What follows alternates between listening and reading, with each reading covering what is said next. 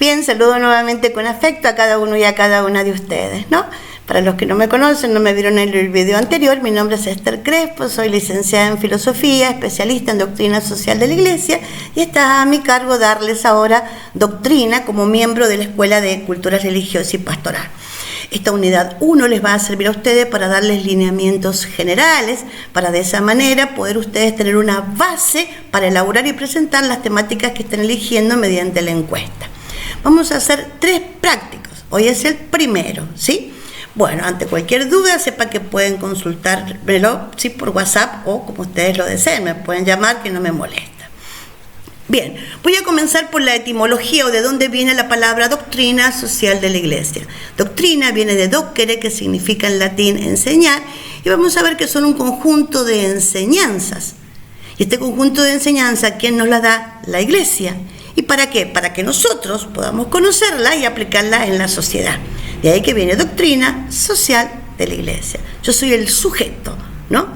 Vamos a ver que en este caso les voy a comentar una experiencia muy particular. Mis padres fallecieron cuando yo era muy pequeña y quedé a cargo de mis abuelitos paternos, en donde eran abuelitos de posguerra, venidos de España, y siempre mi abuelo me comentaba, un ferviente católico, que Jesús era un revolucionario. Entonces yo dentro de mi imaginación pensaba que este Jesús, este revolucionario, en realidad venía a confrontar, a imponerse en la sociedad y a transformarla con cierto autoritarismo o con cierta rigurosidad o con cierto adoctrinamiento, ¿no?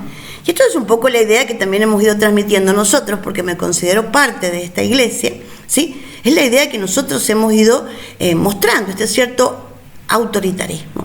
Yo también recuerdo, estudié en Mendoza la licenciatura, hice en Mendoza la licenciatura en Filosofía, en donde me tocó vivir un contexto histórico ya de los coletazos, la finalización de la época del proceso, y en donde ser católica en ese momento era considerada como una persona muy, muy estructurada, ¿no? Con una cierta cerrazón, pensaban, ¿no? Que yo tenía una cierta cerrazón y que no me abría a otros modos de pensar. Que también esto se ha puesto de manifiesto, y por mucho tiempo estuvo de manifiesto dentro de la iglesia. Pero cuidado, ya es hora de que tomemos conciencia de que Jesús no buscaba esto. ¿Qué esperaban los judíos cuando lo condenaron a este rey de reyes? Esperaban que él transformara de manera violenta las situaciones injustas de la realidad. Pero es que esa no es la misión de Jesús. Jesús no viene a transformar la realidad. Lo que Jesús quiere es mostrarnos sus principios, sus enseñanzas, que yo los pueda conocer. Luego, metafóricamente, los bajo a mi corazón, los trabajo, los elaboro y yo los pueda aplicar o traducir en conductas concretas, no a través de la palabra, sino a través del ejemplo de estos principios que tienen como eje el respeto de la naturaleza humana y no el avasallamiento de la naturaleza humana, pero siempre mostrando estas enseñanzas, que entren a mi inteligencia, que lleguen a mi corazón y que se traduzcan allí en el ámbito donde a mí me toca vivir o interactuar. O sea que ni siquiera se nos están pidiendo grandes obras, ¿sí? Esto por un lado. Por otro lado vamos a ver que, ¿por qué? Porque nosotros tenemos una naturaleza, una superioridad, una dignidad, o sea, somos valiosos por lo que somos, porque tenemos razón para pensar, voluntad para querer, libertad para decidir y el tema de la conciencia, que es fantástico, maravilloso, que es la capacidad de reflexionar. Y aquí les voy a tocar un tema muy importante. Recuerden que la doctrina social de la Iglesia se nutre de otras ciencias y entre ellas de la filosofía, y el aporte que le da la filosofía o la metafísica es el siguiente: poder discriminar o separar, discrineo en griego significa separar, lo que es el bien ontológico del bien moral. Y va a decir la filosofía, de la cual también se nutre la doctrina, que todo ente, todo aquello que realiza la acción de ser, todas las cosas, por tener una naturaleza, una esencia, un modo de ser, por encerrar una perfección, una cierta perfección, se dice que es bueno ontológicamente. Onto o ente, ¿no? Onto es en griego. Entonces todos los entes son buenos porque tienen una cierta perfección, ¿sí? Entonces podría profundizar más si a alguno de ustedes les interesa. Pero ahora, solo el ser humano es bueno ontológicamente, pero no porque yo sea buena ontológicamente todo lo que yo haga va a ser bueno. Acá hay que saber distinguir lo que es la bondad, en este caso moral. Y el bien moral es que el ser humano es el único, en realidad, que va a ser bueno moralmente, porque mediante su accionar libre puede ser mejor o peor persona. Entonces yo soy persona en cuanto a bondad ontológica, ¿no? Encierro esa perfección, esa cierta perfección. Y en cuanto moralmente, o por mi libertad, puedo ser mejor o peor persona. ¿Por qué? Y porque el ser humano comete situaciones injustas. Este es un nuevo concepto que va a aparecer en el documento de Puebla. Este documento de Puebla es en realidad una conferencia episcopal. Se reunieron en el año 79 en Puebla, México, episcopal significan obispo, una serie de obispos de América Latina para analizar ciertas problemáticas. Y entre ellas hablan de las situaciones injustas y en el apartado 306 nos van a decir que una situación injusta es todo atropello que el hombre realiza hacia el mismo hombre o hacia la misma naturaleza, porque atropellándoselos a ellos o a sí mismo, se los atropella a Dios, del cual él procede. Y yo pensaba en algunas situaciones injustas que se han estado llevando a cabo en este momento, y ustedes pueden mencionar miles más, ¿no? Por ejemplo, la trata de personas, que la pudimos ver en el caso de Lucas Benvenuto con ese conflicto que tuvieron con Jay Mamón, ¿no? Esta persona que lo pudo suplir por un tiempo a Gerardo Rosín, ¿no? Una persona muy emblemática dentro del periodismo. Vamos a ver nosotros que en una oportunidad pude leer un artículo periodístico en donde un grupo de personas de la fábrica Dislexis de Albardón, la fábrica de galletitas, comentaba todo el acoso psicológico que recibían, ¿no? Cómo se los cosificaba a las personas. Por otro lado, no nos podemos olvidar que vivimos en una época contemporánea en donde lo que prima es el tener, el hacer por sobre el ser propiamente, esta sociedad de la imagen, ¿no? Que todo impacta a los sentidos. Vamos a ver nosotros que da margen a un gran consumismo. Y uno se pregunta, perfecto, yo consumo, tiro y vuelvo a consumir, pero ¿y esto qué tiro? ¿Y la contaminación ambiental? Y que ya no solo la Organización de las Naciones Unidas está hablando de un calentamiento global, sino de una ebullición global. Y estamos tomando conciencia de eso, que ¿quiénes lo producen? Nosotros. Estas situaciones, en realidad, que son injustas, de ataque hacia otras personas o hacia el medio ambiente, ¿no? El tema de la drogadicción, que por ejemplo la tenemos con su máximo esplendor en Santa Fe. Y el otro día pude ver un documental que en Estados Unidos se está usando la silacina, que es un tipo de droga que adormece en realidad al caballo y que le produce como un efecto a las personas matarlos. Y lo están usando libremente en Estados Unidos, sabiendo que esto lleva inexorablemente hacia la muerte. La pobreza que estamos viendo en la Argentina y en el mundo en general, que más que pobreza yo le llamaría miseria, como las personas claman al cielo por no tener cubiertas sus necesidades básicas. O el armamentismo nuclear, que lo podemos ver ahora con Rusia, Putin y Ucrania, con Zelensky, ¿no? Y que el Papa tuvo que llegar a intervenir por esto, ¿no? Tuvo un interés que hay por las armas.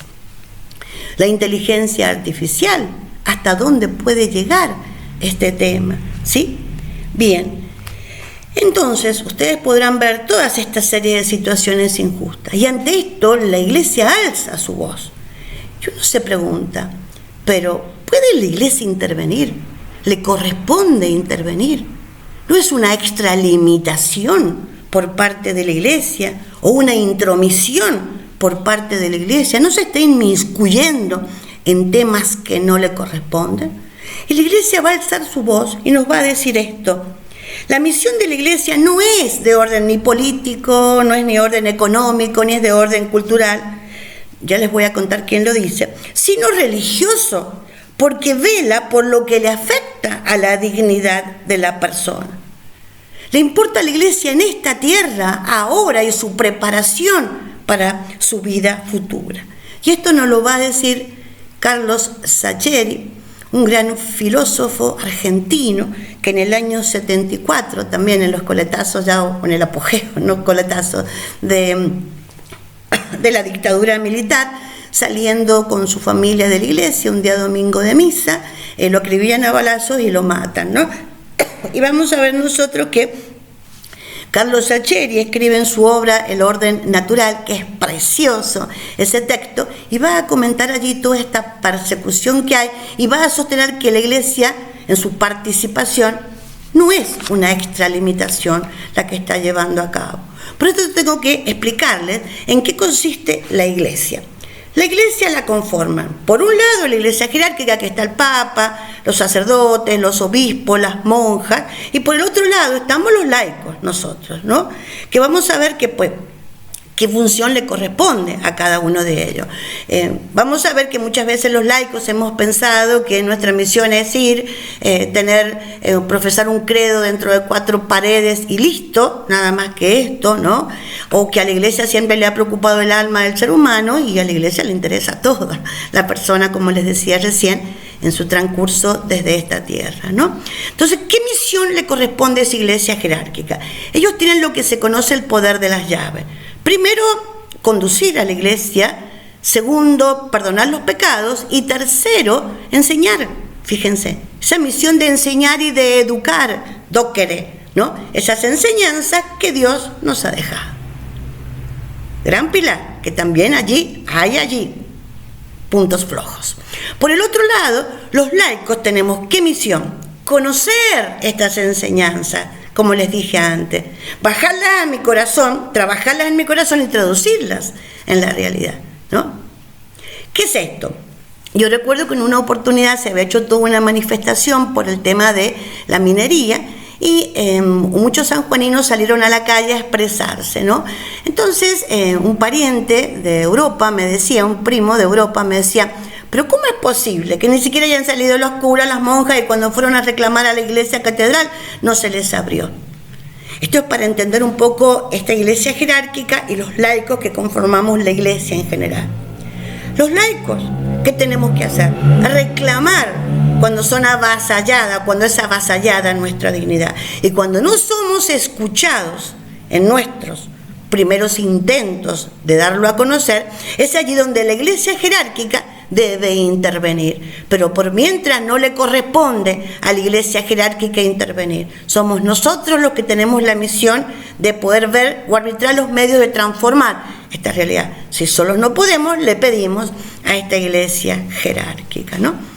Y es lo mismo que la misión que tenían los apóstoles, llevar o dar a conocer la fuerza operante de la fe. Si ustedes miran un poco las enseñanzas de Jesús, Jesús decía, no comenten los milagros que yo he hecho, no lo digan, ¿sí? Porque si en vos yo he provocado este acercamiento y esta transformación, esa fuerza es la que vos debes darla a conocer en los otros mediante tu accionar, ¿sí? No es tanto el hablar, el imponer, el mostrar, sino el hacer para que los otros también podamos hacer o buscar ese respeto por la dignidad humana. Esa es la misión que Jesús le dio a los apóstoles, ¿no? Dar a conocer la fuerza operante de la fe. ¿Y qué es la fe? Es tener la certeza de que Dios está, de que me escucha. Entonces, en esto, yo sé que muchos de ustedes tal vez no tengan la capacidad de creer. Yo no les puedo transmitir la fe. Eso es un don, eso es una gracia, como lo habrán visto en teología. Pero sí puedo decirles que en realidad pidan en esa situación que ustedes se encuentren, en esa situación límite que ustedes se encuentren. Y díganle que no tienen la fuerza suficiente, que no lo encuentran, que no pueden, que no se sienten acompañadas por él o por María. Hagan ese intento, ¿sí? Búsquenlo, porque hasta en eso Dios nos respeta las libertades individuales y no entra en mi vida si yo no le permito esa entrada, ¿sí? No puedo darles la fe, pero sí puedo darle algunas herramientas para que puedan tener ese acceso, esa cercanía, ese Dios. Así como cuando ustedes, por ejemplo, no sé, entran a casa y dicen vamos a comer y se sientan con la tranquilidad en la silla que esas 4 patas o las patas que tengo, la base que tengan, no les va a fallar, tienen la certeza de que no les va a fallar. De la misma manera, puedan ustedes, mediante el diálogo con Dios, tener la certeza de que Dios no les va a fallar. Y eso es la fe, tener la certeza que Dios está y que puedo contar con Él. Con los errores que tenemos, seguro que tenemos errores. Noé era alcohólico. Pablo, por un tiempo San Pablo persiguió y mató a los cristianos. Por ejemplo, Marta, la hermana de María, siempre vivió preocupada por las cosas de la casa. Tomás, que dudó una vez que Jesús, ¿no es cierto?, resucitó. Judas, que lo traicionó. Pedro, que lo negó 3 veces, ¿no? Entonces ahora yo les voy a dejar una actividad para que ustedes puedan volcar allí sus opiniones, ¿sí? Este va a ser el primer trabajito. Gracias y continuamos, ¿sí?